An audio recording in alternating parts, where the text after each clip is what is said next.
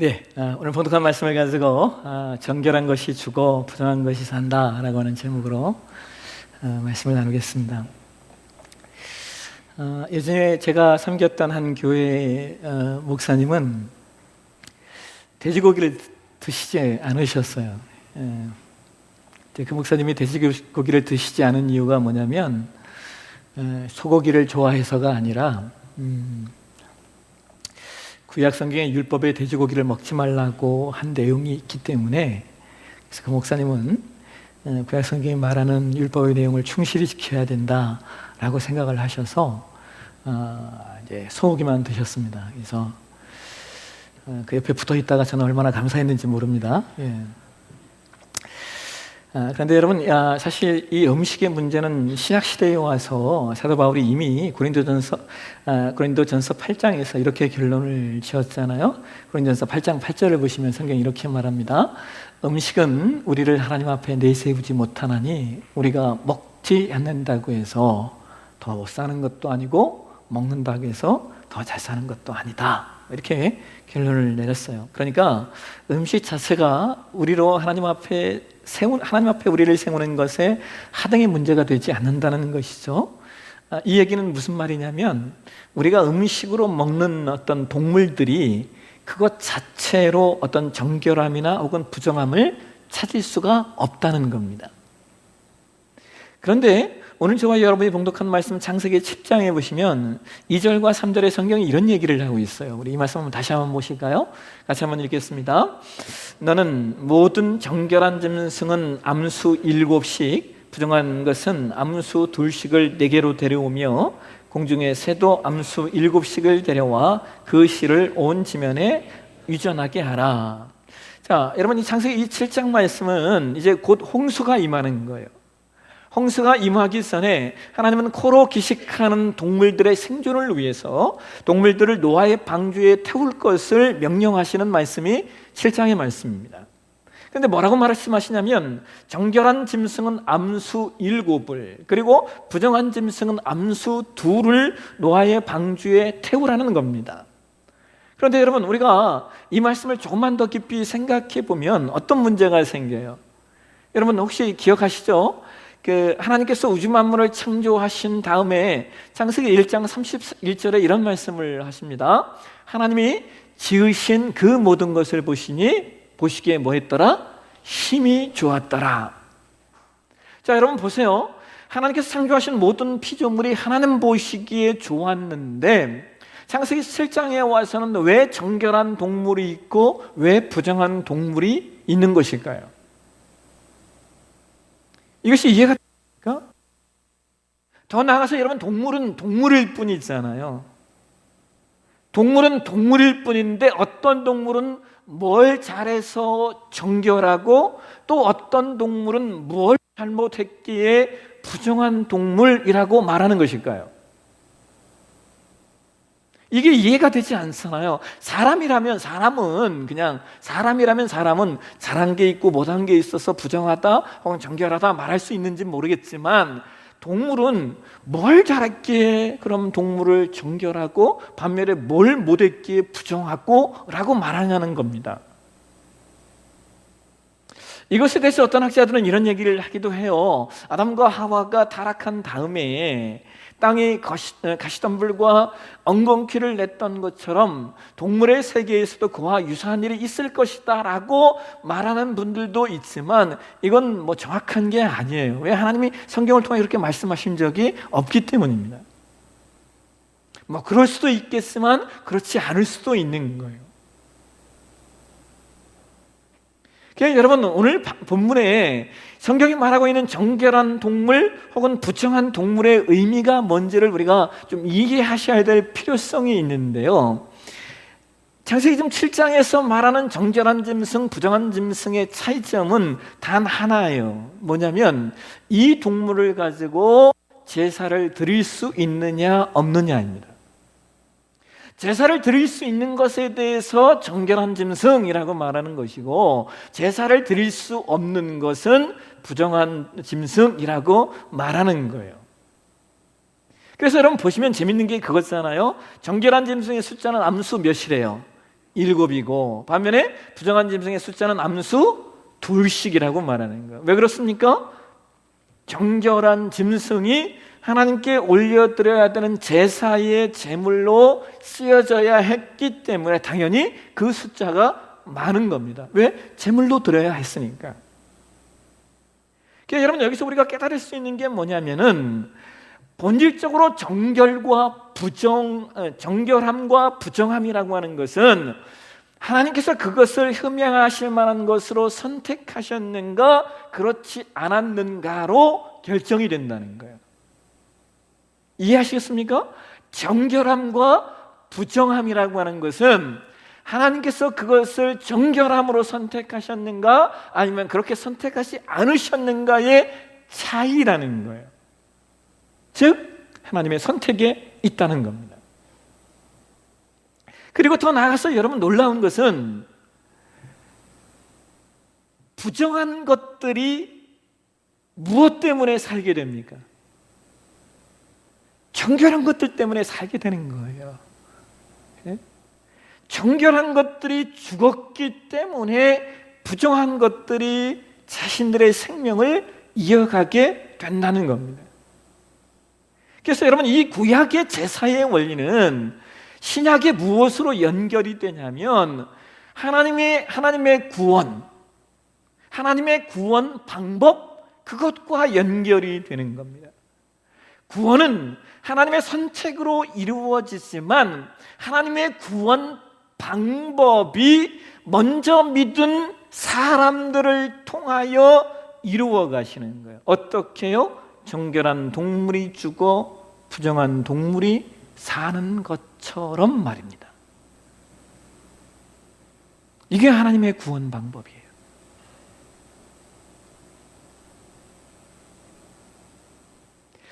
그래서 우리가 어떻게 하면 하나님 나라의 동역자로, 하나님 나라의 사역자로, 하나님께 먼저 선택받은 자로 이 땅을 살아야 되느냐? 여러분, 그렇잖아요? 우리 중에 구원받을 만한 자격이 있어서, 구원받을 만한 조건이 있어서, 구원받을 만한 능력이 있어서 구원받은 사람이 어디 있어요? 그래서 하나님의 구원 방법은 그때나 지금이나 구약이나 신약이나 동일해요. 똑같은 동물이 있는데 그 동물 가운데 어떤 것은 정결한 것으로 선택되어 제사의 제물이 되고, 신약도 마찬가지예요. 세상에 수많은 사람들이 있는데 동일하게 어떤 사람은 하나님이 선택하셔서 하나님 백성으로 이 땅을 사는 거예요. 그런데 그러면 어떤 퀘션 마크가 붙여집니까? 그러면 하나님이 어떤 사람은 왜 선택하시고 어떤 사람은 왜 그냥 놓아두었냐? 하나님이 우리를 선택하신 이유는 하나님 나라의 동역자로 우리를 삼으시기 위함이에요. 다시 말씀드려요. 정결한 것으로 누가 살아요? 부정한 것이 살기 때문입니다. 그래서 우리가 어떻게 하면 하나님 나라의 구속사역의 아름다운 동역자로 자리매김을 할 수 있을까? 오늘 본문 속에서 우리가 두 가지 내용을 살펴볼 수 있어요. 첫 번째는 이거예요. 우리가 세상을 위하여 무엇이 되어야 된다? 제물이 되어야 된다. 하나님께서 방주에 정결한 그 동물을 부정한 동물보다 더 많이 태우라고 말씀하시는 이유는 정결한 동물을 제물로 사용하시기 위함이에요. 동일하게 하나님께서 우리를 세상에서 택하시고 거룩한 백성 삼으신 이유는 우리 때문에 부정한 세상이 변화되고 우리 때문에 부정한 사람들을 살게 하시려고 하나님이 우리를 거룩한 백성 삼으셨다는 거예요. 그래서 여러분, 우리가 해야 할 일은, 참 죄송하지만 우리가 해야 할 일은 우리가 세상을 위하여 거룩한 제물이 되어야 한다는 거예요.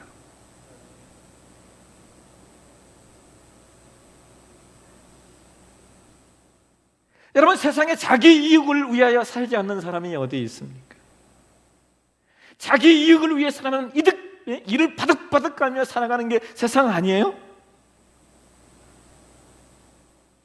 세상에 자기의 권세를 위해 살지 않는 사람이 어디 있어요? 여러분, 세상에 손해보기 위해 사는 사람들이 있습니까? 없어요. 다 자신의 이익, 자신의 체험, 자신의 힘, 자신의 권력, 자신의 강함, 자신의 승리, 자신의 영광을 위해서 다 살아요.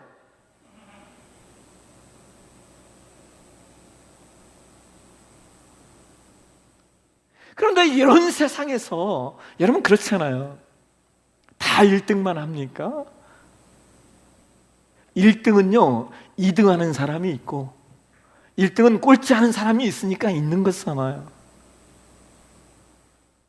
다 얻기만 합니까? 아니요. 잃는 사람이, 잃어버리는 사람이 있기 때문에 얻는 사람이 있는 거예요. 다 다스리기만 합니까? 아니요. 다스림을 받는 사람이 있기 때문에 다스리는 사람이 있다고요.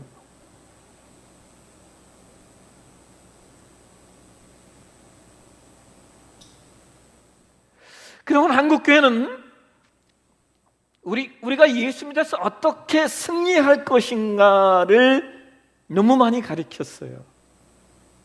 있잖아요, 여러분. 예수 믿어서 어떻게 출세하고 어떻게 성공하고 어떻게 부자가 될 것인가를 한국교회는 많이 가르쳤다고요. 근데 생각해 보세요. 오늘날 세상에 일어나는 많은 문제들을 보시면 여러분 다 그거 아닙니까? 다 이기려고 해서 생기는 문제이고 다 쟁취하려고 해서 생기는 문제이고 모두 다 빼앗으려고 하니까 생기는 문제 아닙니까? 우리가 세상에 대해서 혀를 차고 세상이 왜 이 모양이야? 라고 말할 때 그 말하는 모든 내용들은 다 모두 다 이기고 싶고 승리하고 싶고 영광을 얻고 싶고 하고 모두 다 모든 그 무엇이든 가지려고 하니까 사실은 우리가 혀를 차는 세상의 문제들이 지금 생기고 있다라고 하는 거예요. 그 누구 하나 지는 것을 말하는 사람이 없고 그 누구 하나 낮아지는 것을 말하는 사람이 없고 그 누구 하나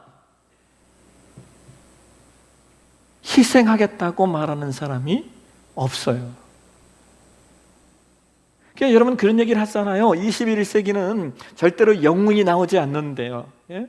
우리가 역사 속에서 수많은 영웅들이 있었는데 앞으로 21세기는 절대로 영웅이 나올 수 없다는 거예요. 왜요?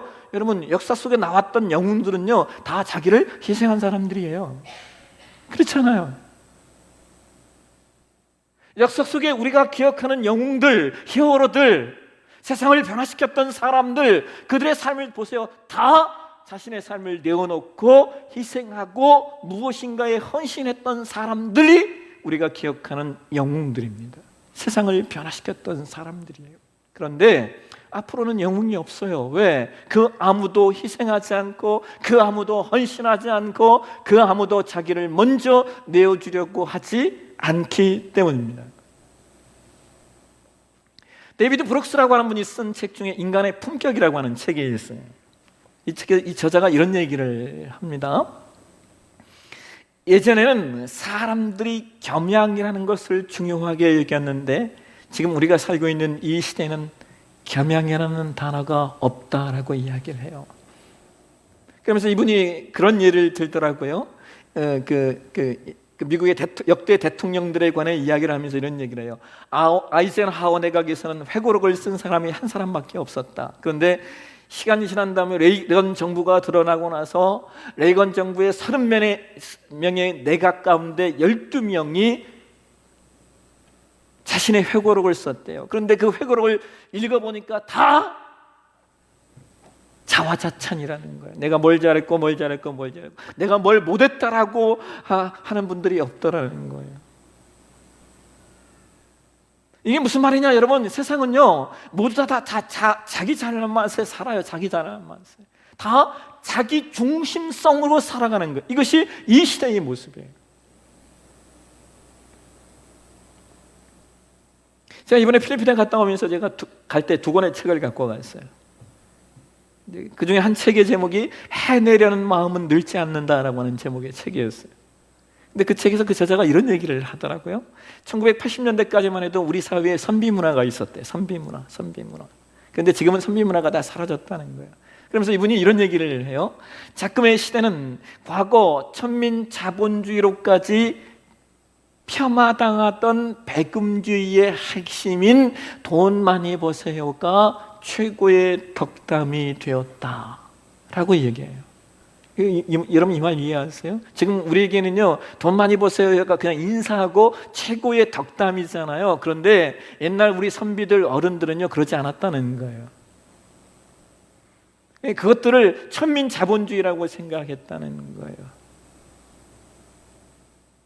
근데 어느덧 시간이 가면서 지금 우리에게는 그냥 돈 많이 버세요가 일상적인 인사하고 아무런 그거에 꺼리낌이 없는 내용으로 우리가 보편적으로 사용하고 있다는 거예요.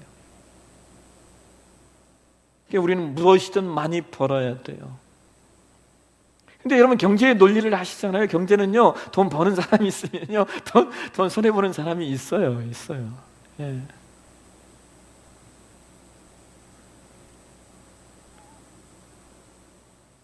그런데 여러분 성경의 원리는 뭔지 아십니까? 예수님께서 마태복음 16장 24절에 이런 말씀을 하셔요. 여러분 잘 아는 말씀이죠. 우리 한번 같이 한번 읽겠습니다. 이에 예수께서 제자들에게 이르시되 누구든지 나를 따라오려거든 자기를 부인하고 자기 십자가를 지고 나를 따를 것이니라. 여러분 이 시대는요, 자기 주장은 있지만 자기 부인은 없는 시대 아닙니까? 이 왕관은 있지만 자기 십자가는 없는 시대예요. 그래서 이 시대, 지금 이 시대를 사는 저와 여러분에게 꼭 필요한 것이 있다면 그것은 세상을 향하여 혹은 세상 사람들에게 때로 조금 손해볼 수 있는 사람, 세상에 대하여 조금 져줄 수 있는 사람, 남들 하기 싫어하는 거 조금 더 할 수 있는 사람,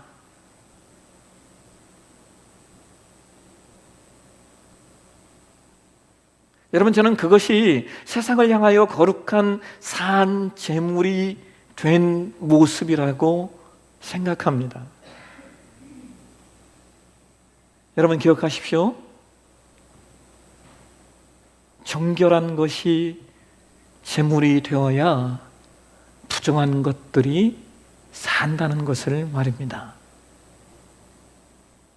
두 번째로 우리가 어떻게 이 땅을 살아야 되는가? 어떻게 하면 하나님 나라의 구원 사역의 동역자로 자리매김할 수 있을까? 두 번째는 이런 거예요. 우리가 하늘을 보고 사는 자가 되어야 된다라고 하는 거예요. 여러분 창세기 6장에서 하나님께서 노아에게 노아의 방주를 만들라 말씀하시는데요, 노아의 방주가 어떻게 만들어지냐면요, 6장 15절과 16절 말씀 한번 보실까요? 예, 우리 말씀 같이 한번 읽겠습니다. 내가 만들 방주는 이러하니 그 길이는 300규빗, 너비는 50규빗, 높이는 30규빗이라 거기에 창을 내되 위에서부터 한 규빗에 내고 그 문은 옆으로 내고 상중하 3층으로 할지니라. 자, 방주를 어떻게 만들라고 말씀하셔요? 상중하 3층으로 만들래요. 근데 여러분 이것은 아주 중요한 상징이 있어요. 왜 그러냐면 고린도서 12장 2절에 보면 사도 바울이 천국에 갔다 오거든요. 사도 바울이 천국을 보고 와서 이런 얘기를 해요. 한번 보실까요? 고린도서 12장 2절 말씀 같이 한번 읽겠습니다. 내가 그리스도 안에 있는 한 사람을 아노니 그는 14년 전에 셋째 하늘에 이끌려 간 자라. 자, 여러분 여기 셋째 하늘이라는 이 표현이요, 3층 천을 이야기하는 겁니다. 그런 의미에서 그 방주가 상중하 3층 구조로 되어 있다라고 하는 것은 이 방주가 무엇을 상징하고 있다는 거예요? 천국, 하나님의 나라의 모형으로 나타나고 있다라고 하는 겁니다. 그런데 여러분 재밌는 게 뭔지 아세요? 하나님께서 방주에 창을 내라 말씀하시는데요, 창세기 6장 16절에 보시면 성경이 이렇게 얘기해요. 거기에 창을 내되 위에서부터. 자, 여러분 창이라는 건 보편적으로 우리가 옆에 내잖아요. 옆에 내는 거잖아요. 그런데 방주만큼은 창을 내는데 어떻게 내요? 위에서부터 아래로 창을 낸다라고 하는 거예요. 여러분 이게 무슨 말이냐면 16절에 지금 위에서부터라고 하는 이 단어가요, 히브리어 원어에서는 이 단어가 마할이라는 단어예요. 근데 이 위에서부터라는 단어가 헬라어 원어에서는 이 단어가 아노텐이라고 하는 단어예요. 아노텐. 근데 여러분, 신약 성경에 이 아노텐이라는 단어가 어디에 쓰여졌냐면요, 요한복음 3장에 이 단어가 쓰여졌어요. 요한복음 3장 3절 한번 보실까요? 같이 읽겠습니다. 예수께서 대답하여 이르시되 진실로 진실로 내게 이르노니 사람이 거듭나지 아니하면 하나님의 나라를 볼 수 없느니라.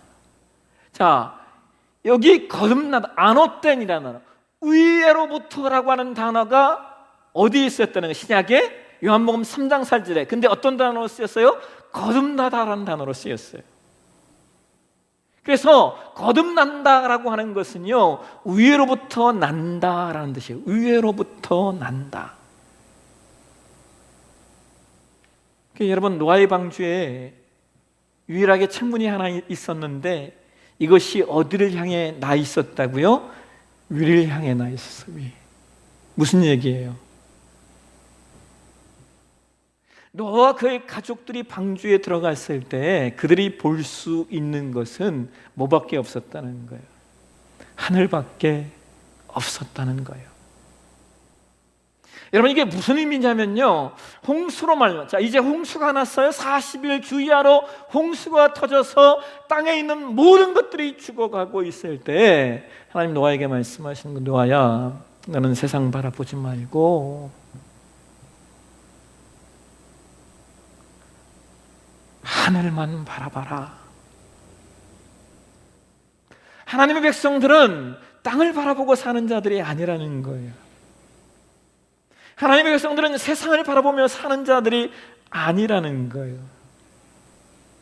그래서 구원받은 신자는 위로부터 나는 은혜를 받은 자들이에요.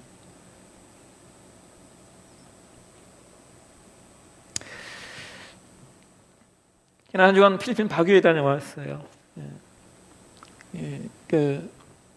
하나님께서 우리 교회에 보내주신 아이들을 어떻게 조금 더 잘 섬길 수 있을까 하는 마음을 가지고 다녀왔습니다.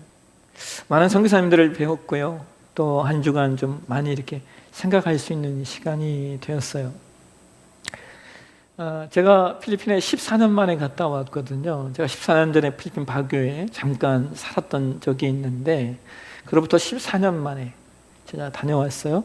14년의 시간차가 있는데 14년의 시간차를 이렇게 돌아보게 되었어요. 필리핀 바교를 보니까 별로 변한 게 없는 것 같더라고요. 그러면서 반면에 저를 바라봤어요.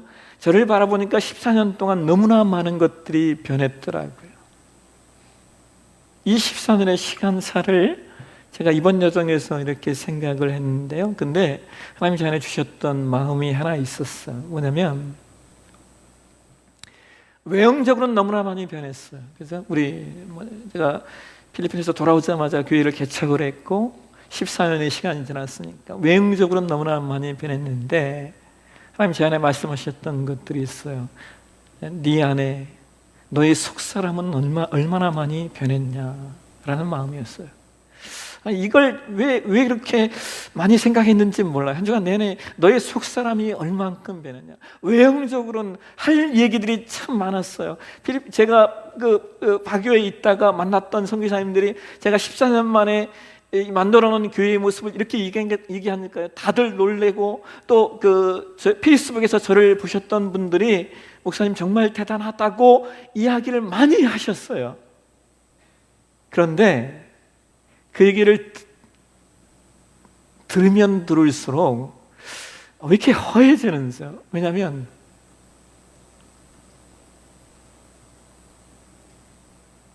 여러분, 겉사람은 쉽게 바뀝니다. 그런데 속사람은 잘 안 바뀌더라고요. 겉이 바뀌는 건 쉬워요. 그런데 속이 바뀌는 건 왜 이렇게 어려운지요?